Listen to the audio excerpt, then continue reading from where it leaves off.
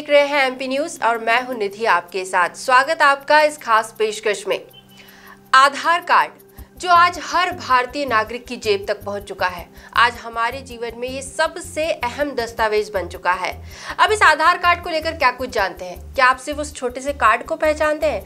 लेकिन जरूरी है इस आधार कार्ड के इतिहास को जानने की। आखिर कहां से आया ये आधार कार्ड जो इतने कम समय में इतना महत्वपूर्ण बन गया?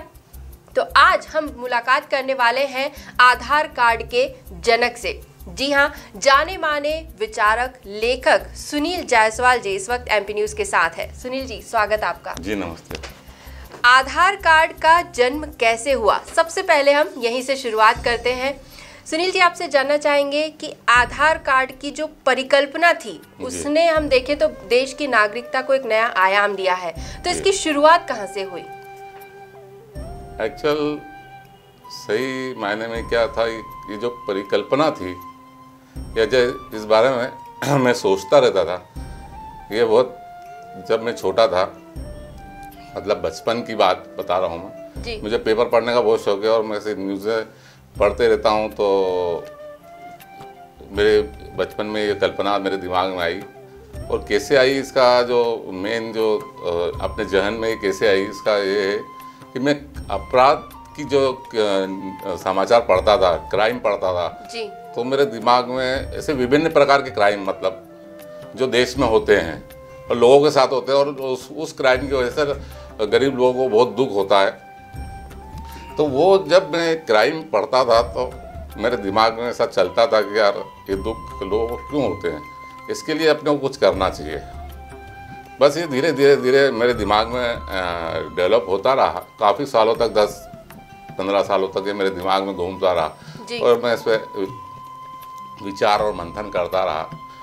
फिर 15 अगस्त 2005 को मैंने इस मेरे जो दिमाग में जितना भी डाटा था, ये जो विचार थे मेरे, उसको मैंने टाइप करा के राष्ट्रपति सचिवालय, राष्ट्रपति जी को, अब्दुल कलाम साहब को मैंने ये ड्राफ्ट भेजा था। मैंने इस पर शोध लिख के भेजा था उनको जी। और 15 अगस्त को 2005 को मैंने इसको भेजा, तो वहीं से तुरंत 4-5 दिन बाद मुझे धन्यवाद पत्र प्राप्त हुआ कि आपका ये जो आपने लेख लिखा है इसके लिए आपको बहुत बहुत धन्यवाद। बस उसके बाद फिर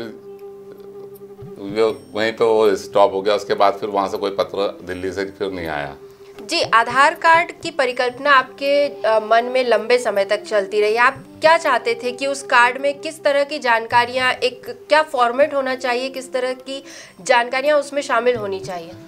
मैं चाहता था कि हर विभाग के अपने अपने अलग अलग कार्ड थे और अलग अलग, और कोई विभाग एक दूसरे को, मतलब जैसे मैंने कहा, एक विभाग से अगर कोई फ्रॉड कर दिया या धोखा दे दिया एक फ्रॉड को, तो वो बाद में मैं अपनी जान पहचान छुपा के फिर मैं दूसरे विभाग को इस बात की जानकारी नहीं देती थी कि मैंने इस विभाग से कोई फ्रॉड किया है या मैंने धोखाधड़ी करी है।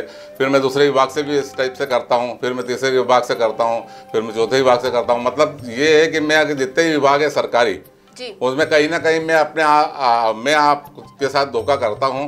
तो ये मेरी मेनली ये चीज़ थी कि सब विभागों को आपस में जोड़ना।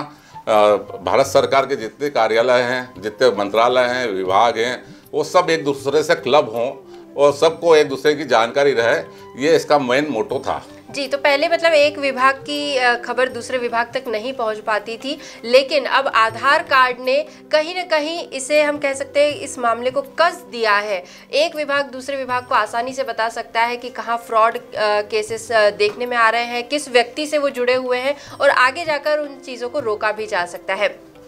सुनील जी, आधार कार्ड को लेकर काफ़ी सारी कंट्रोवर्सीज भी खबरों में रही है, और कहीं ना कहीं जैसे आपको आज हम उसके जनक के रूप में जानते हैं, लेकिन पहले इसका क्रेडिट कहीं और भी शेयर हो चुका है। उसे लेकर पूरी कहानी आपसे जानना चाहेंगे। एक्चुअल मैंने जब 15 अगस्त 2005 को ये शोध पत्र भारत सरकार को भेजा और वहाँ से मुझे धन्यवाद प्राप्त हुआ, तो मेरा दिमाग में ऐसा विचार आया कि भारत सरकार सरकारी कार्रवाई है, इसमें टाइम लगेगा मुझे, वो तब उसको चीज़ को करने में सरकार को भी टाइम लगता है और सरकार मुझे फिर उसको लिए सब इस पर विचार करके मुझे बुलाएगी जी।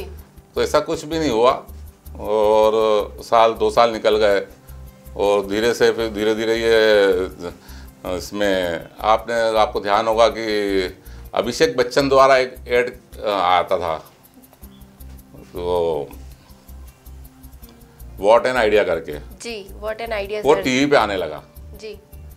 तो मुझे ऐसा लगा कि यार मेरा जो कंसेप्ट है या जो मेरा जो शोध है, जो मेरे विचार है, ये चोरी हो गए हैं।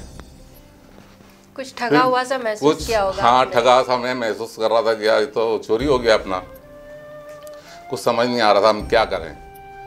फिर जब भी उसी वक्त सूचना का अधिकार एक्ट चालू हुआ था सन 2005 में जी, तो मुझे एक बार एक पेपर में भी ऐसी न्यूज़ आई थी, तो उसके अंदर वो पेपर में जो न्यूज़ आई थी उसके अंदर मैंने पढ़ा, तो वो पूरा जो मैंने जो शोध लिखा था वो उस पेपर के अंदर छपा था कि आधार सॉरी, अब इसका नाम आधार नहीं था, यूआईडी था। यूआईडी मतलब विशिष्ट पहचान पत्र। तो विशिष्ट पहचान पत्र की जो उसकी डिटेल आई, तो मैंने जब उसको पढ़ा तो मुझे ऐसा लगा कि यार ये तो पूरा शोध मेरा पूरा चला गया चोरी। तब मेरे दिमाग में आया, फिर मैंने सूचना के अधिकार के तहत इसकी जानकारी निकालना चालू करी धीरे धीरे। राष्ट्रपति सचिवालय, प्रधानमंत्री कार्यालय और अन्य मंत्रालयों में उसके मैं पत्राचार करता रहा, और वहाँ से फिर धीरे धीरे जो है ना, वो मेरे पक्ष में जो मतलब मुझे ऐसा लगा कि अब ये सब मेरे पक्ष में एक सबूत इकट्ठे हो रहे हैं जी, और मैं इसको पूरे सबूत इकट्ठे करने रहा। जी। एक बात तो साफ है कि आपको इसके लिए काफी लंबी लड़ाई लड़नी पड़ रही है। सालों से ये सिलसिला चला आ रहा है, और इतने सालों की जो पूरी कहानी है उसे आपने एक पुस्तक में संजोया है। उस पुस्तक के बारे में बताइए। एक्चुअल 2005 को मैंने शोध पत्र भेजा, और 2008 मतलब 2007 में वो व्हाट एन आइडिया आने लगा था टीवी पे, और सन 2008 में इसको पहले इसका नाम यूआईडी, जैसे मैंने बताया कि विशेष पहचान पत्र था। बाद में इसको भारत सरकार से काम नहीं संभला, इसको भारत सरकार ने अपने ऊपर काम जो सरकारी कर्मचारियों से करवा रहे थे वो उनसे नहीं संभला, तो उन्होंने नंदन नीलेकर्णी जी को आमंत्रित किया, जो इन्फोसिस के चेयरमैन हैं। उनसे ये कहा गया कि आप इसका काम संभालें। तो नंदन नीलेकर्णी जी का आगमन 2008 में हुआ जी, और 2008 में उनको भारतीय विशिष्ट पहचान प्राधिकरण एक मंत्रालय बनाया गया, और उसका उनको चेयरमैन बनाया गया। जब उनको चेयरमैन बनाया गया तो उन्होंने इसका नाम यूआईडी का बदल के आधार रखा जी। और जब उन्होंने आधार रखा तो उन्होंने ये अपने प्रसारित करने लगे वो कि इसका जन्मदाता मैं हूँ। यानी पहले जो था वो यूआईडी था, जब उसे टेक्नोलॉजी से जोड़ दिया गया तो वो एक आधार बन गया, लेकिन उसका क्रेडिट भी कहीं और शेयर हो गया। जब ही सर मैंने इसका जब फर्स्ट शुभारंभ हुआ था आधार कार्ड का, ग्राम टेम्बली, जिला नंदुरबार, महाराष्ट्र में, तब भी मैं वहाँ भी गया था और वहाँ भी मैंने अपना इसका विरोध प्रदर्शन किया था जी। तो कुल मिलाकर यहाँ पर एक लंबी लड़ाई अभी भी जारी है, और अब इसका क्रेडिट मिल पाता है या नहीं, या कहाँ तक और ये लड़ाई बाकी है, ये भी देखने वाली बात होगी। खैर फिलहाल गणतंत्र दिवस की बेला है, तो यहाँ पर संविधान से जुड़ी कुछ बातें करना चाहेंगे। सुनील जी, आप एक लेखक हैं, विचारक हैं। अगर हम संविधान की बात करें तो जब संविधान लिखा गया था तब भारत की तस्वीर कुछ और थी। सोने की चिड़िया कहा जाता था, भारत को विश्व गुरु माना जाता था। लेकिन आज के परिप्रेक्ष्य में अगर हम देखें तो भारत की तस्वीर भी बदल चुकी है, और संविधान में जो नियम, कायदे, कानून लिखे गए थे उन्हें भी अब कहीं ना कहीं मोड़ तोड़ कर पेश किया जाता है। लोग अपनी सुविधा के अनुसार उसे इस्तेमाल करते हैं। आपको क्या लगता है, ये बात कहाँ तक सही है? ये तो बिल्कुल सही बात है कि हर इंसान अपने अपने हिसाब से कानून को अपने हिसाब से तोड़ मरोड़ के पेश करता है और अपने अनुसार ही उसको काम करता है। और संविधान अब जो कि इतना बहुत पुराना हो चुका है तो उसमें बहुत सारे सुधार की गुंजाइश है। मेरा ये कहना है कि आज की युग के अनुसार उसमें काफ़ी सुधार की गुंजाइश है और वो सरकार को करना चाहिए। जी सुनील जी, देश के भविष्य के रूप में देश के युवाओं को देखा जाता है। कहते हैं कि युवा पीढ़ी जो है वो भविष्य का निर्माण करती है। तो आज की युवा पीढ़ी को देखकर हालांकि लोग इतना कॉन्फिडेंट नहीं नजर आते हैं। जो पुरानी पीढ़ी है वो आज की युवा पीढ़ी को देखकर कहीं ना कहीं असमंजस में है कि हम देशभक्ति की अगर बात करें तो सिर्फ कुछ सैनिकों में दिखाई देती है, युवा इस बारे में नहीं सोचते। क्या आपको भी ऐसा लगता है? ऐसा नहीं है, ये तो क्या अपने अपनी रुचि की बात है। जैसे मैं तो किसी उसमें हूँ नहीं, मैं तो एक बिजनेसमैन हूँ वैसे, चल बचपन से ही मतलब मुझे व्यापारिक हूँ, तो फिर भी मेरे में देश भावना है और देश भावना हर किसी में रहती है।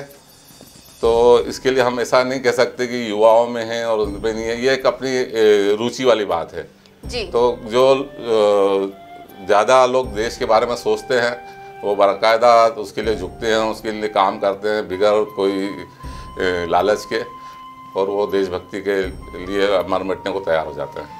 जी, अगर एक सुनहरे भविष्य की परिकल्पना की जाए तो ऐसे में एक विचारक होने के नाते आपको क्या लगता है किस तरह के बदलाव देश में होने चाहिए? बदलाव की हम बात करें तो देश तो बदल ही रहा है, और विकास की ओर है।